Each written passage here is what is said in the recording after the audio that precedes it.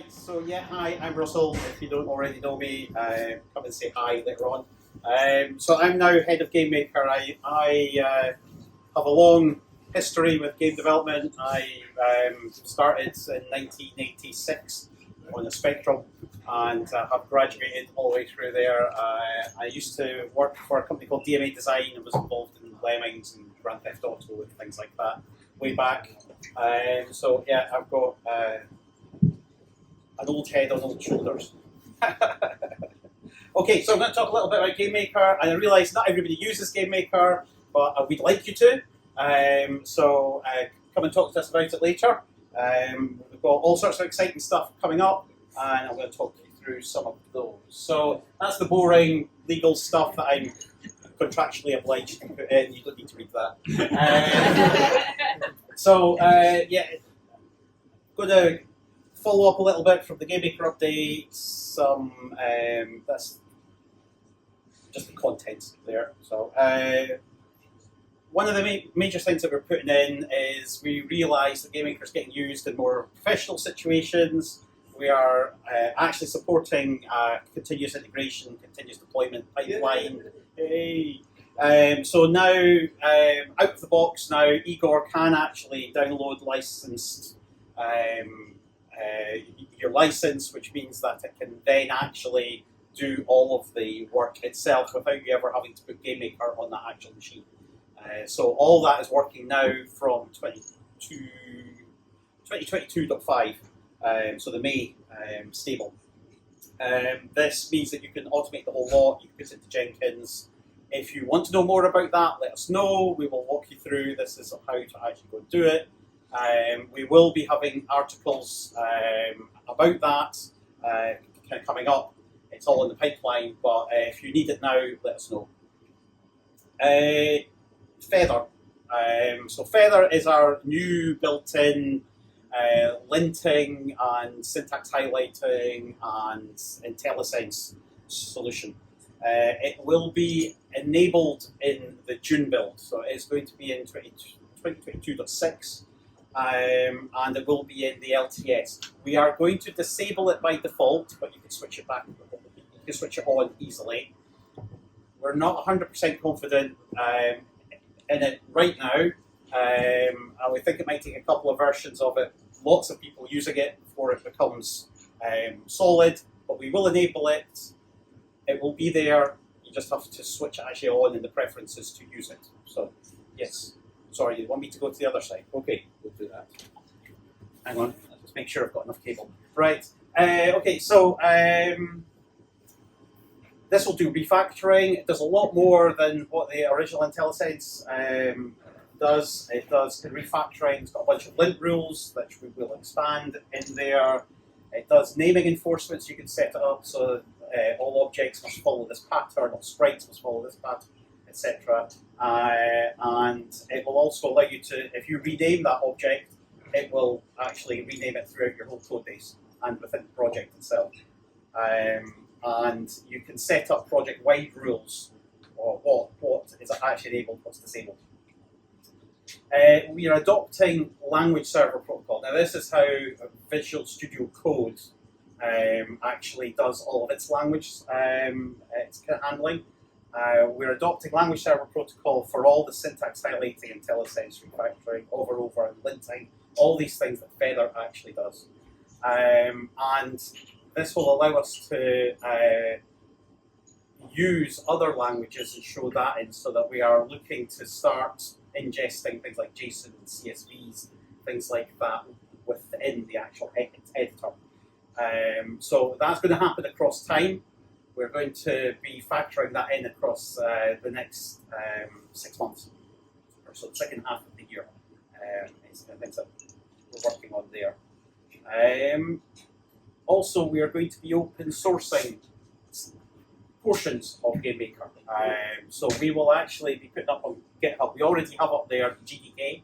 We're going to be putting up all our extensions.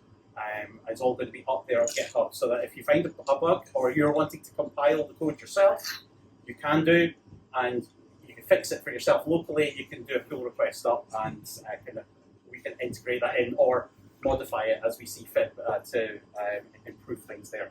But we're looking to be a lot more transparent, particularly on the extensions side of things. And we do have further plans for open sourcing across the next 6 months. But I can't announce anything tonight, or legally will kill me. There we go. So, code editor. You might want to come up closer later on and have a little look at this picture. It's a bit far away from the back of the hall there. But essentially, we're redesigning the code editor so that you can, I'm going to just point out the screen. So we've got 3 drop downs across the top here in a full screen editor. On the left hand side, you'll have all assets that have code. So all the objects, all the scripts, all the notes, all the rooms, all the timelines, all the shaders will be available up here. In the middle section, you'll have all the, if it's an object, it'll be all the events. If it's a timeline, it'll be all the moments. If it's a room, it'll be all the creation code that's inside that room. If it's shaders, it'll be the vertex shader or the pixel shader. So it's the subtype of that.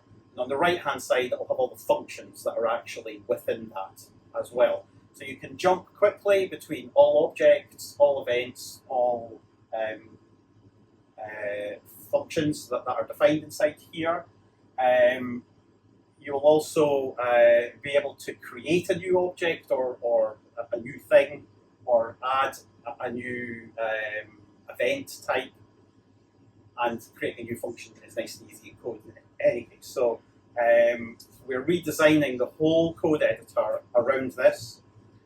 It'll be context sensitive, so that you can create the events, you can create new things. Across here, already said that. You'll also have a single file view that will allow you to see all events inside a single file, with it actually broken up with a user-definable space between each event.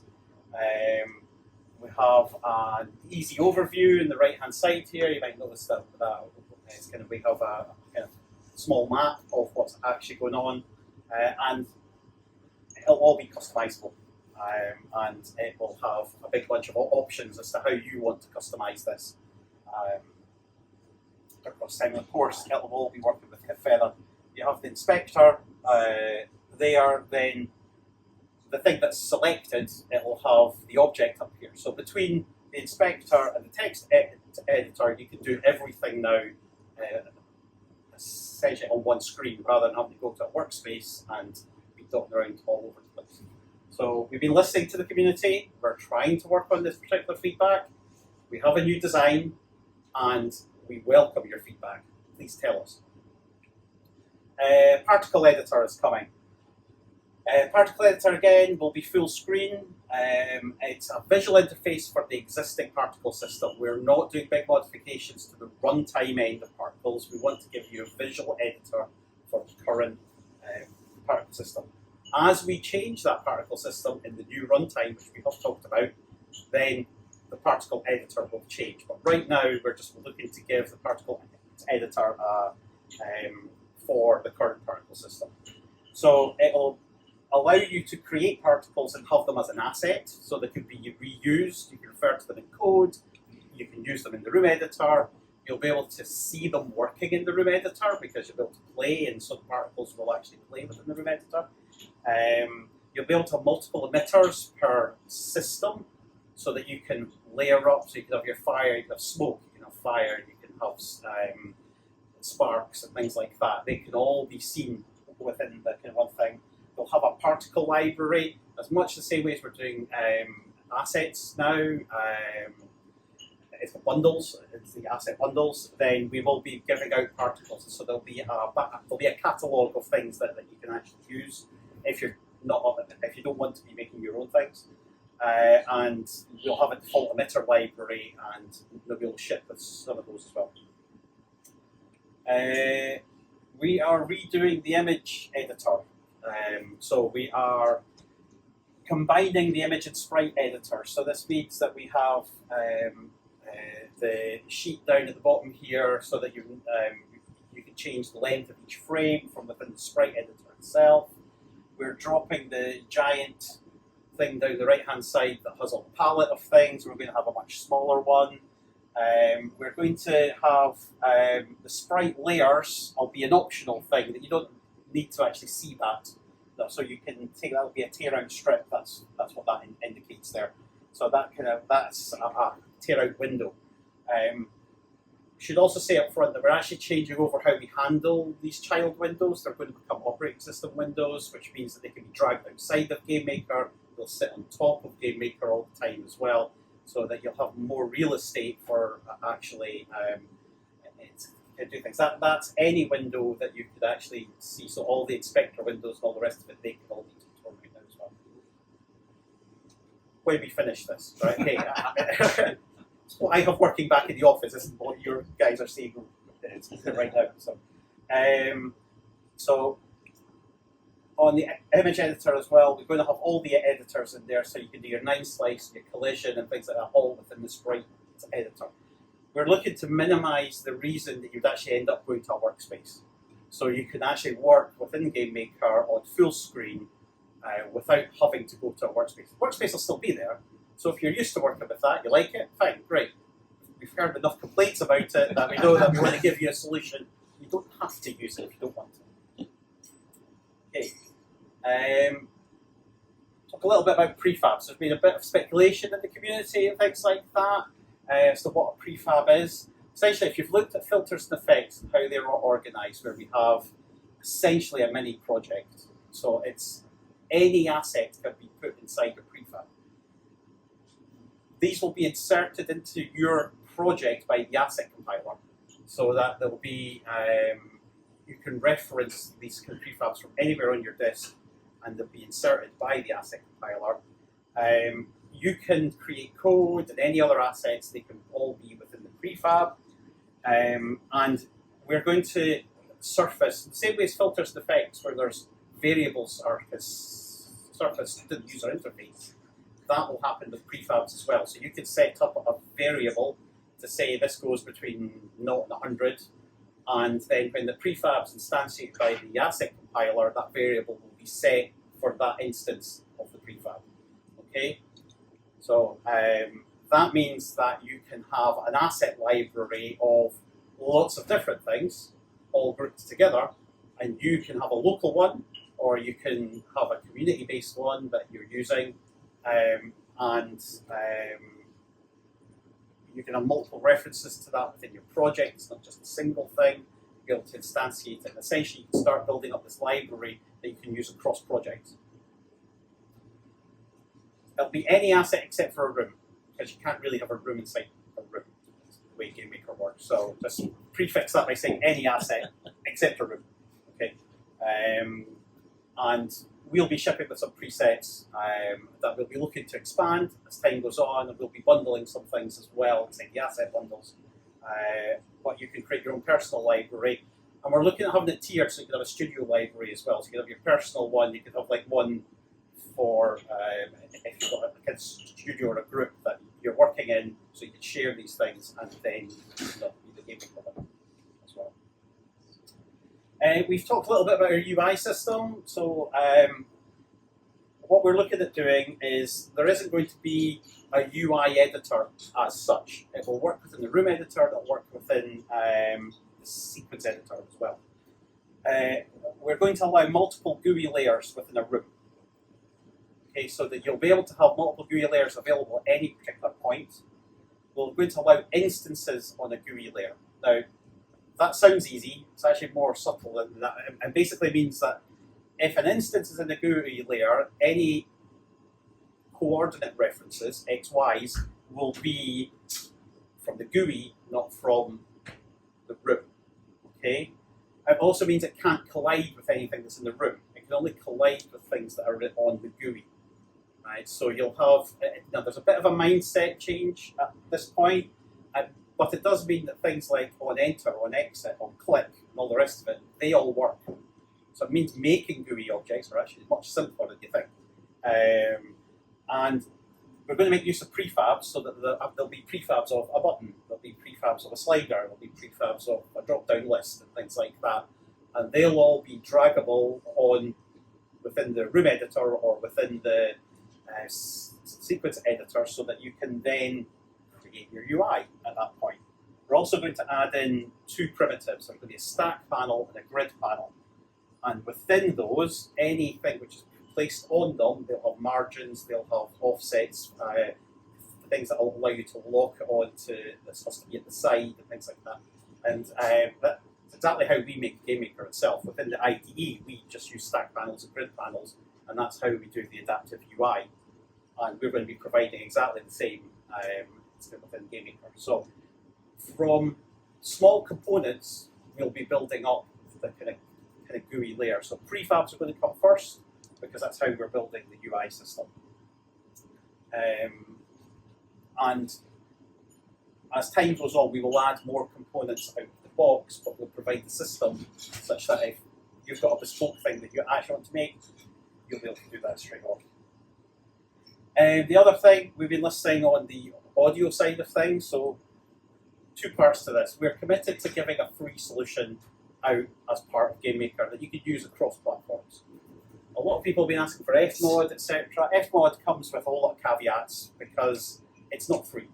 It's free to start off with, but as soon as you start selling anything, then it costs. Right? So we don't want to pin all our hopes on that for everybody in the community. We're going to continue providing a free thing. Okay, it's not Fmod, it's not WWise, but it's good enough for most people. Right? We will be doing an Fmod extension, which will kind of give you access. We are going to do that for the current runtime, not just the new one. There will be one for the current runtime, and we'll have an improved one on the new runtime for Fmod.